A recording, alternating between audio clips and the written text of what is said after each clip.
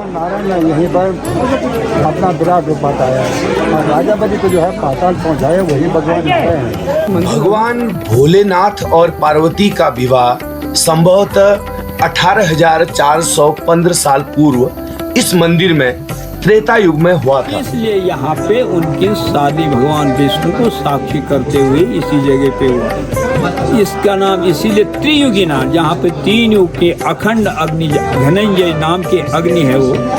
इसकी अग्नि जहाँ भारतवर्ष में कहीं भी यदि यज्ञ होता है, महायज्ञ होता है, इसी के अग्नि आपके हर जगह जाते हैं। अभी तो आज की आध्यात्मिक यात्रा को कर रहा हूँ यहीं पर एंड, और अभी चलना है और 22 किलोमीटर जैसे आए थे वैसे चलना है। तो अब वो समय आ गया जब हमको केदारनाथ की नगरी को छोड़कर वापस चलना था। वापस चलने का मन बिल्कुल भी नहीं हो रहा था, ऐसा लग रहा था हमेशा के लिए यहीं रह जाएं।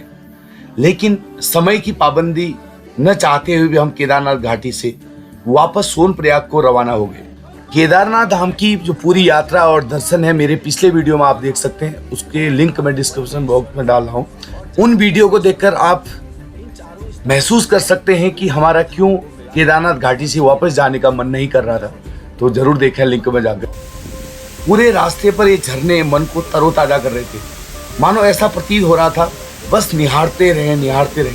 लेकिन समय बहुत तेजी से आगे बढ़ रहा था, क्योंकि हमको समय से सोनप्रयाग पहुंचकर उसी दिन एक नए पड़ाव में भी जाना था, जो सोनप्रयाग से 13 किलोमीटर दूर था। केदारनाथ की चढ़ाई से उतराई ज्यादा मुश्किल हो रही थी, क्योंकि पांव के ब्रेक फेल होते नजर आ रहे थे। जैसे तैसे हम लोग 4 बजे शाम के सोनप्रयाग पहुंच गए, जहां हमारी सन्नो हमारा बेसब्री से इंतजार कर रही थी। सन्नो यानी कि हमारी कार। हम बहुत लेट हो गए थे, तो जल्दी से हमने अपनी सन्नो को उस पार्किंग से स्वतंत्र किया और चल दिए अपने नए पड़ाव की ओर को। तो अभी हम लोग केदारनाथ से वापस आ गए हैं और अभी हमारे पास टाइम है, तो हम लोग जा रहे हैं त्रियुगी नारायण, जहाँ कहते हैं कि शिव पार्वती जी का विवाह हुआ था। तो यहाँ से सोनप्रयाग से कम 13 किलोमीटर लिखा है उसमें। तो देखते हैं, अभी हम लोग बहुत लेट हो चुके हैं, क्योंकि ऑलरेडी हमको 6:30 हो चुका है। तो देखते हैं हम लोग कितना एक्सप्लोर कर पाएंगे वहाँ पर। और है तो रोड पे, लेकिन 13 किलोमीटर रोड बहुत ख़राब है, आप देख रहे हैं। रोड पे पूरे खड्डे हो रहे हैं और यहाँ बहुत लगातार बारिश हो रही है। तो देखिए रोड का हाल बहुत बुरा हो रहा है। कोशिश करेंगे हम आपको, कुछ जल्दी भी नहीं जा सकते हैं। उत्तराखंड राज्य के रुद्रप्रयाग जिले में सोनप्रयाग से 13 किलोमीटर की दूरी और समुद्र तल से 1980 मीटर की ऊंचाई पर है त्रियुगी नारायण मंदिर। सोनप्रयाग से सड़क मार्ग द्वारा आसानी से त्रियुगी नारायण मंदिर पहुंचा जा सकता है। रुद्रप्रयाग में स्थित सोनप्रयाग तक की यात्रा आपको सड़क मार्ग द्वारा ही करनी होगी। सोनप्रयाग पहुंचने के लिए निकटतम रेलवे स्टेशन देहरादून से 251 किलोमीटर या ऋषिकेश रेलवे स्टेशन से 212 किलोमीटर है। सोनप्रयाग के लिए निकटतम हवाई अड्डा जॉलीग्रांट हवाई अड्डा देहरादून 226 किलोमीटर है। आप त्रियुगी नारायण मंदिर के लिए कैब और टैक्सी किराए पर भी ले सकते। उत्तराखंड में कई देवी देवताओं के निवास स्थल हैं, फिर वो पंचकेदार हों, पंचबद्री हों या राज राजेश्वरी के कई सिद्धपीठ। यही कारण है कि उत्तराखंड की संस्कृति में धर्म कर्म की छाप साफ दिखाई देती है। उत्तराखंड में पांडवों द्वारा निर्मित कई मंदिर हैं। पुराणों के अनुसार कई मंदिरों का निर्माण भगवान के अंगों से हुआ है। पर आपने क्या सुना है कि एक ऐसा मंदिर है जहां शिव और पार्वती के विवाह के साक्षी स्वयं भगवान विष्णु बने थे? ये मंदिर है विष्णु का त्रियुगी नारायण मंदिर। तो चलो चलते हैं हम भी वहाँ और बताते हैं वहाँ की मान्यताएं। तो अभी हम लोग पहुंचे हैं त्रियुगी नारायण में, जो सोनप्रयाग से 13 किलोमीटर दूर है। और यहाँ पर तीनों लोगों को जीतने वाले भगवान नारायण विष्णु हैं, जिन्होंने राजा बलि को छला था। राजा बलि से 3 पशु मांगने का संकल्प किया, तो 3 पशु मांग की संकल्प हो गया। तो भगवान नारायण ने यहीं पर अपना विराट रूप बताया है और राजा बलि को जो है पाताल पहुंचाया वही भगवान नारायण है। मंदिर लगभग कब का स्थापना? ये त्रेता से पहले का मंदिर है। अब त्रेता में शंकर पार्वती के यहाँ पर शादी हुआ, ये ब्रह्म, और इसके बाद द्वापर में इसमें कॉइन डालते हैं क्या? केदारनाथ का। त्रियुगी नारायण मंदिर उत्तराखंड के रुद्रप्रयाग जिले में त्रियुगी नारायण गांव में स्थित है। यह प्राचीन मंदिर भगवान विष्णु को समर्पित है।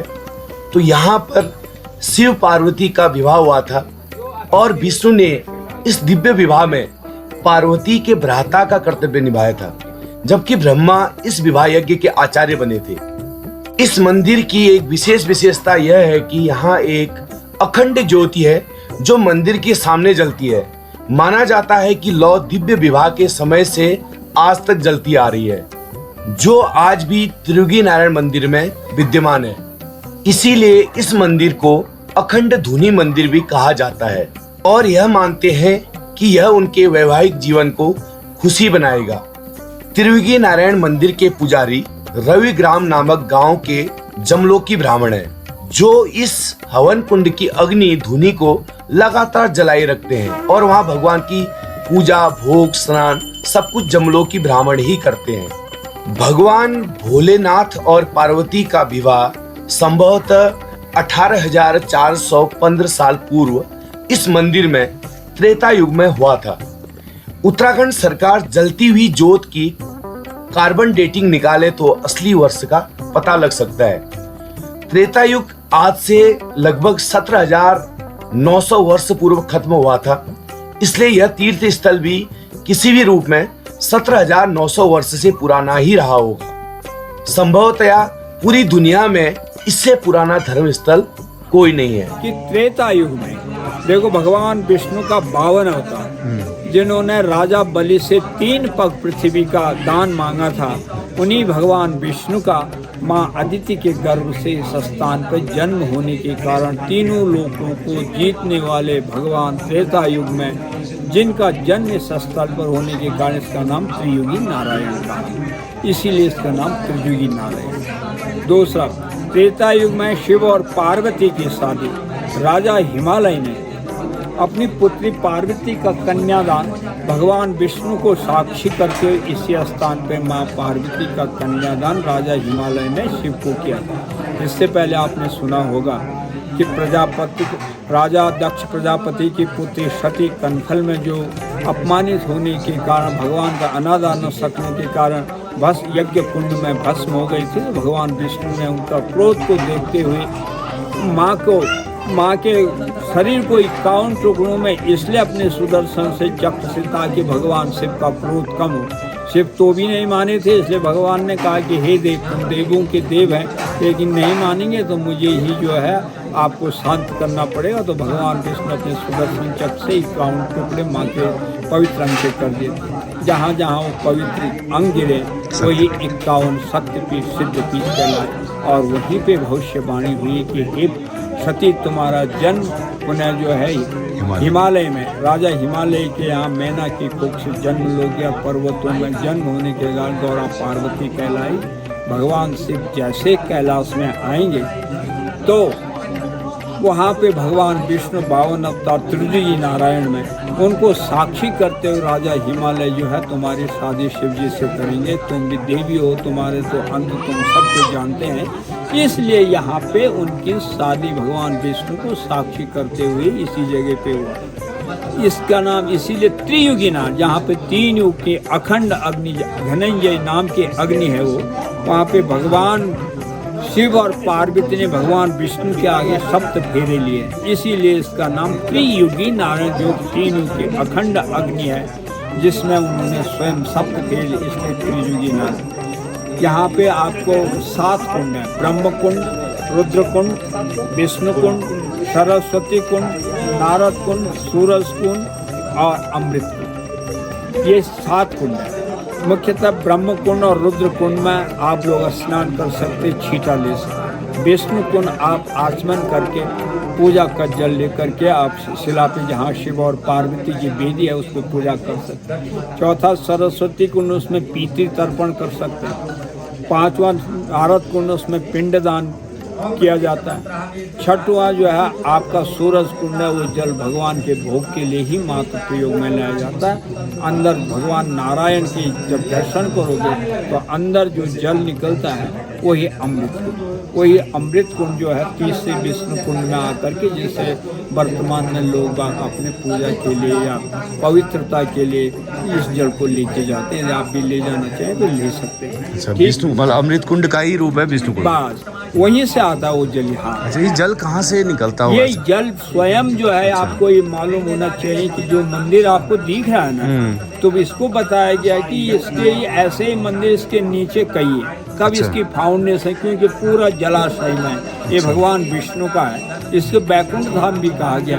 क्योंकि बहुत पुराना मंदिर है। केदारनाथ से केदारनाथ तो द्वापर का पांडवों का बनाया हुआ, ये विश्वकर्मा द्वारा बनाया गया था, बताया गया। तो इसके अंदर फाउंडेशन टोटल पानी में, यहाँ बाहर से पानी नहीं आता। ये जल जो है भगवान की कमल नाभि से प्रकट होता आता है और वही औषधि गुण युक्त है। तो आजकल बहुत सारे तो इसको बताते हैं कि कैंसर या आपके हृदय में जो धड़कनें कम होती है या आंखों में रोशनी कम होती है या पाचन नहीं बन रहा है, डाइजेशन नहीं हो पा रहे, उसमें भी काम आता है। जैसे लोग बताते हैं शेष जो है इस जल का बड़ा महत्व है। यहाँ पे 12 महीने पूजा होती है। आप भाग्यशाली हैं जहाँ पे शिव और पार्वती, नारायण और लक्ष्मी, ऐसा मैंने तीर्थ स्थल आपको उत्तराखंड में कहीं नहीं मिलेगा जहाँ पे शिव और पार्वती, नारायण और लक्ष्मी की पूजा हो। उसके आते कि भगवान बद्री विशाल की भी यहाँ पूजा हो। यहाँ 12 महीने पट खुले रहते, बंद नहीं होते हैं।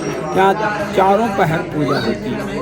और उसके बाद अंदर जब दर्शन को जाओगे तो भगवान नारायण चतुर्भुज, उनकी दाईं तरफ डोले में माता लक्ष्मी, बाईं तरफ सरस्वती, फिर उनके पीछे जो है भगवान विष्णु की पंचायत, क्षेत्रपाल, कुबेर भगवान और उसके बद्री विशाल, रामचंद्र और विष्णु पंचायत। ठीक भगवान के आगे ताम्र बेल्ट मिलेगी, उसमें 108 शालिग्राम। ठीक उसी के ठीक आगे एक बड़ी अष्टधातु की बड़ी मूर्ति है, वो सत्यनारायण। सत्यनारायण के ठीक आगे अखंड दीपक, अखंड दीपक के नीचे जो है आपको पाषाण का, तत्कालीन पाषाण का भगवान शिव और पार्वती का विवाह जोड़ा सौभाग्य का मूर्ति बनी। उसके दर्शन करने के पास आप अग्नि पे, होम अग्नि जिससे कहते हैं, जिसको हम कहते हैं कि हवन होता है ना, हवन के बाद माँ पार्वती सप्त फेरे थे, वही धनंजय नाम के अग्नि इसको बताया गया स्कंद पुराण में। उसी पे भगवान शिव और पार्वती ने सप्त फेरे लिए, उसमें लकड़ी और हवन करने का महात्म्य, उसकी भस्मी हम प्रसाद के रूप में आपको देते हैं। ये छोटा सा महात्म्य है। और उसके बाद बाहर तो ये अग्नि कई वर्षों से ऐसे ही ऐसे ही क्योंकि यहाँ पे 12 महीने पूजा होती है। अच्छा। इसमें ये कुछ नहीं है कि क्या है, ये ऐसे 12 महीने पूजा। इसका भी उद्देश्य है कि कलयुग जैसे प्रारंभ होगा तो जो धनंजय नाम के अग्नि है, महत्व उसका वही है, प्रभाव भी वही रहेगा, लेकिन वो अपने आप स्वयं जीवित न होकर के आपको सविता लकड़ी दे करके इसको जीवित रखना पड़ेगा। इसकी अग्नि जहाँ भारतवर्ष में कहीं भी यदि यज्ञ होता है, महायज्ञ होता है, इसी के अग्नि आपके हर जगह जाती है, अभी भी जाती है। तो इसलिए इसका बड़ा महत्व है। ये है त्रिवेणी नाम का छोटा। पंडित जी आपका बहुत बहुत धन्यवाद। आप यहीं के रहने मैं वाले? यहीं का हूँ। अच्छा, तो आपका नाम मैं पंडित जगमोहन भट्ट। अच्छा, जगमोहन भट्ट जी। हाँ, तो पंडित जी आपका बहुत बहुत धन्यवाद। आपने अमूल्य समय मतलब हमको दिया, हमारे चैनल को दिया।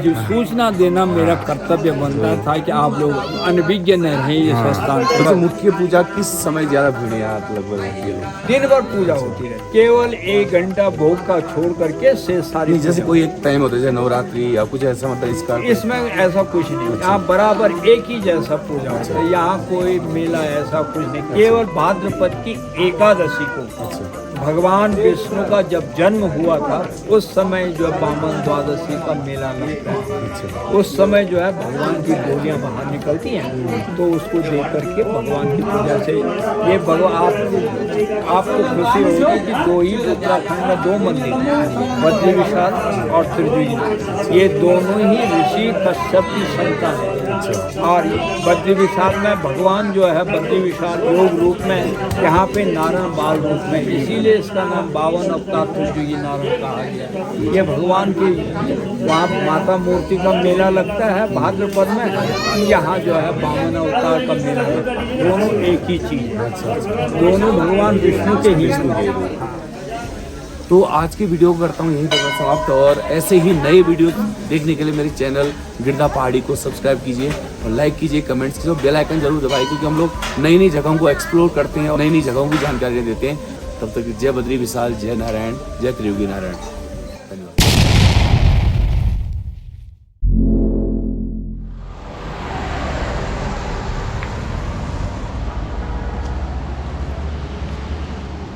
चार धाम 12 ज्योतिर्लिंग 18 शक्तिपीठ ऐसे ही चल रही। ऐसी टोटल दूरी है 18,000 किलोमीटर। नेपाल के पशुपतिनाथ पर निकलेंगे।